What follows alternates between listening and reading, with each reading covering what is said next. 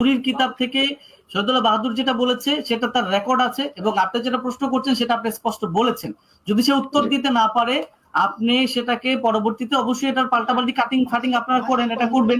বাহাসের শর্তাবলীতে তো লেখা আছে মূল কিতাব থেকে দলিল দিতে হবে, তাই মূল কিতাব থেকে যদি দলিল দিতে না পারে সেটা এটা তো ইমরান মাহমুদ ভাই আপনারা বিচারক। এবার আসেন ইমাম জাহাবি।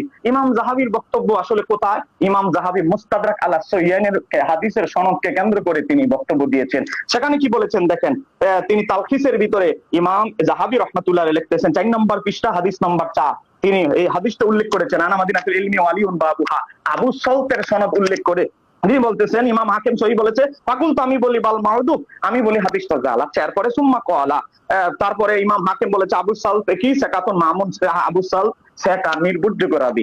তারপরে কুলতু ইমাম জাহাবি বলে আমি বলি কাল্লা ওয়াল্লাহি না, এটা নয়, কারণ সে রাফিজি গায়রে সাকা। আবার আসেন এরপরে ইমাম জাহাবি কি বলেছে, এটা কেন বলেন না ভাই?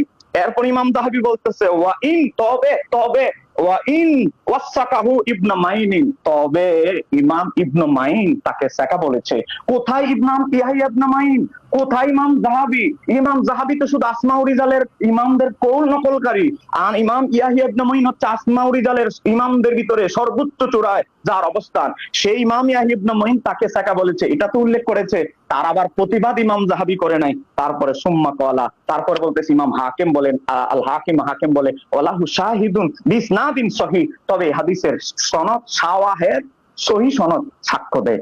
এর কিন্তু খণ্ডন ইমাম জাহাবি করে নাই। তো জাহাবির আগের বক্তব্য পড়েন, তালখিসের পরের বক্তব্যটা কেন পড়েন না ভাই? একটু পড়বেন, পুরাপুরি পড়বেন।